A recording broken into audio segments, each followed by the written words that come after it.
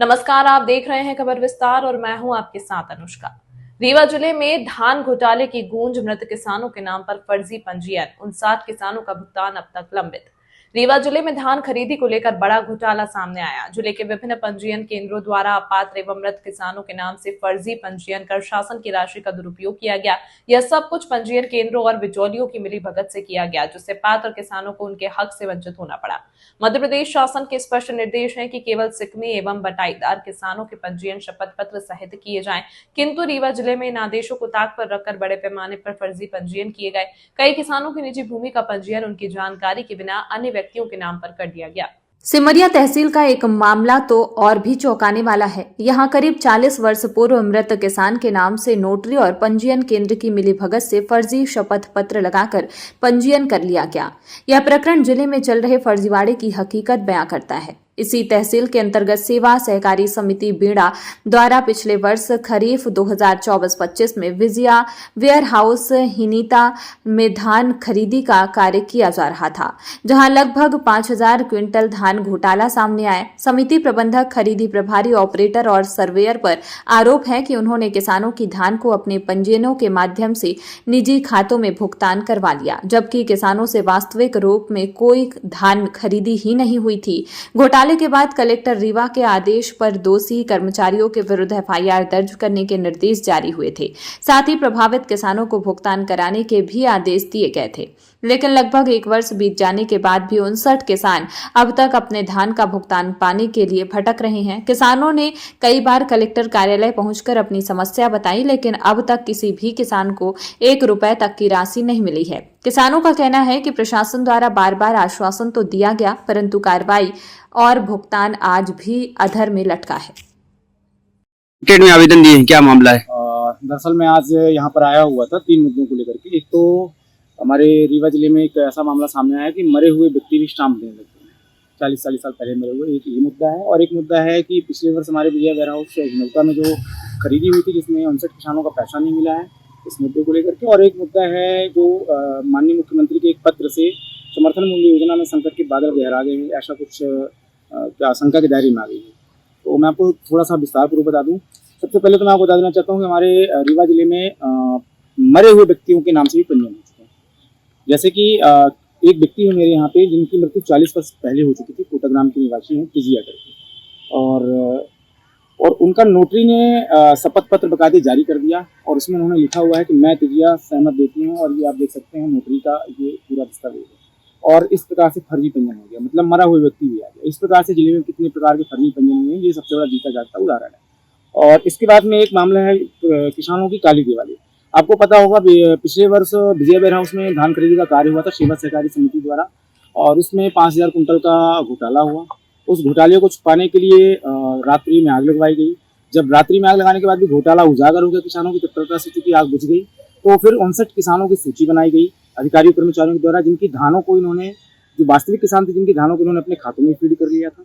और इसके बाद में उन किसानों की सूची फूड कंट्रोलर को दी गई, और वहां से किसानों की डाटा को उड़वाया गया, डिलीट करवाया गया। मतलब कृषक जिन्होंने वास्तव में धान बेची थी, जिनकी धानों को इन्होंने अपने अपने खातों में अधिकारियों ने, कर्मचारियों ने पूरी तरह से घोटाला करके खा लिया, और वो किसान आज भी 1 साल बाद भी अपने पैसे के लिए दर दर की ठोकरें खा रहे हैं। भीख मांगने तक उनकी स्थिति आ चुकी है।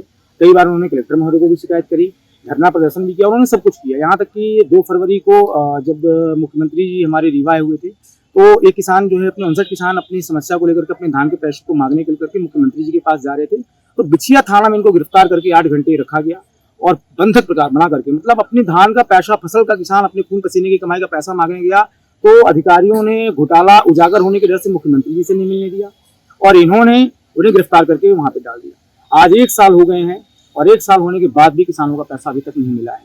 जबकि इसी मामले में कई 1-2 व्यक्ति जेल में हैं, लेकिन जो मुख्य साजिश करता है वो अभी भी बाहर है, और अभी भी किसान अपने भुगतान के लिए दर दर की ठोकरें खा के भटक रहे हैं। और इसमें तो बहुत बड़ा खेल हुआ था। कंट्रोलर को दिया गया पत्र, और फिर उस कंट्रोलर को जब पत्र दिया, जब हमारे माननीय विधायक जी ने पत्र लिखा, तो उसके आधार पर जांच हुई, फिर एफआईआर के आदेश हुए, और इस प्रकार से आज भी 1 साल बीतने को है, और किसान दर दर की ठोकरें खा रहे हैं। तीसरा मुद्दा मैं आपको बता देता हूँ कि एक माननीय डॉक्टर श्री हमारे सम्माननीय मुख्यमंत्री जी का एक पत्र आया है, और चूंकि इनकी मंशा बिल्कुल सही है और इनकी नीयत अच्छी है, हमारे माननीय मुख्यमंत्री अच्छा करना चाहते हैं, लेकिन इन अधिकारियों, जिला प्रशासन के अधिकारियों के घोटाले, इनकी हरकतों, इनके घोटालों, इनके फर्जीवाड़ों की वजह से माननीय मुख्यमंत्री जी को अपने पत्र में लिखना पड़ गया। और उस पत्र में मैं आपको शॉर्ट में बता दूं, इसमें उन्होंने ये लिखा हुआ है कि इस खरीदी केंद्र यानी समर्थन मूल्य योजना के कारण हमारे ऊपर बैंकों से उधार ली गई 72,177 करोड़ रुपए की राशि जो हम वापस नहीं कर सकते हैं और उसमें बड़ी समस्या आ रही है। इसके अलावा उन्होंने लिखा है अंतिम लागत पत्रकों और आदि कारणों और एवं वित्तीय हानियां। तो मैं आपको शब्द में बता दूं, माननीय मुख्यमंत्री जी के आदि कारणों और वित्तीय हानियां जो शब्द का इस लेटर में, इस पत्र में, ये माननीय प्रहलाद जोशी जो केंद्रीय खाद्य मंत्री हैं उनको माननीय मोहन यादव जी ने लिखा है। और उसमें एक प्रकार से उन्होंने असमर्थता जताई है कि खरीदी समर्थन मूल्य में केंद्रीकृत के तहत होनी चाहिए, केंद्रीकृत के तहत होनी चाहिए, केंद्रीकृत में करना बड़ा मुश्किल हो रहा है।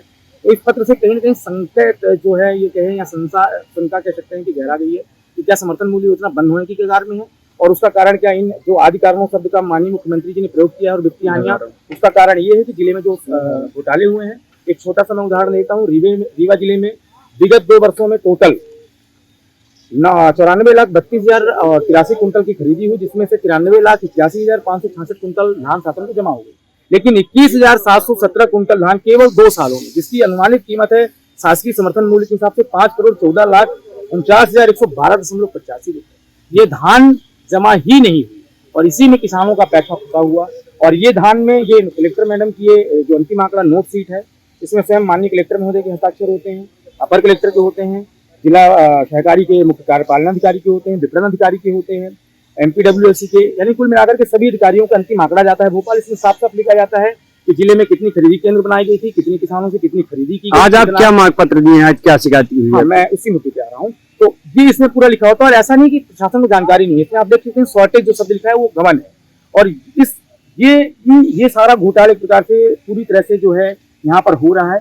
मांग पत्र जो आपने मेरे से पूछा, वो मांग पत्र मेरा यही था, एक तो किसानों का भुगतान होना चाहिए, जो किसान मतलब 1 साल से पैसा जो अपने भटक रहे हैं। दूसरी मांग मेरी ये थी कि जो फर्जी पंजीयन हुए हैं, चाहे वो किसी भी जिले की किसी भी समिति द्वारा पंजीयन हुए हों, सत्य जो किसान के पंजीयन है वो सत्यापित होने चाहिए और किसानों का हक मिलना चाहिए।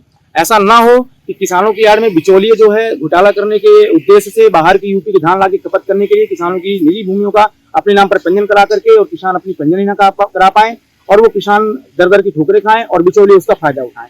तो जितने भी जिले में सत्यापन हुए हैं, वास्तविकता का जांच करके और उसके आधार पर सत्यापन होना चाहिए। यही मेरी सारी चीजों को लेकर के आज माननीय कलेक्टर महोदय से मांग थी और मैंने इसको लेकर के पत्र सौंपा है और कार्यवाही के लिए मैंने माननीय जी से निवेदन किया। क्या नाम है आपका? मिंटू प्रभुआ, विधायक प्रतिनिधि समिति खाद। क्या आप चाहते हैं एक खूबसूरत मुस्कान और दमकता चेहरा? तो आइए smile dental care and cosmetic skin clinic, जहां मुख, दंत और सौंदर्य का आधुनिक इलाज वर्ग सब कुछ एक ही छत के नीचे। यहाँ विशेषज्ञ डॉक्टर सुनील सिंह और doctor Shrimati Pushpalata Singh, root canal, fix दांत, इम्प्लांट, ब्लीचिंग, डेंटल विनियर, साथ ही हेयर ट्रांसप्लांट। तो आइए श्री भारत कॉम्प्लेक्स, प्रथम तल, हॉस्पिटल चौक, रीवा, और कॉल करें 9827288262। डिजिटल ई पंजीयन सेवा केंद्र, डिजिटल रजिस्ट्री, बांड पत्र, सह स्वामित्व, दान पत्र, स्टैंप एवं सभी बैंकों का बंधक व लोन से संबंधी सभी कार्य किया जाता है। संपर्क करें अशोक सिंह परिहार 9826351496, अनूप सिंह परिहार 7987799181, पूर्णेंद्र त्रिपाठी 9340538622। हमारा पता है शॉप नंबर 401, 3rd फ्लोर, स्नेह एस्पायर, बिसाइड महाराजा होटल, जिरिया, रेवा, MP।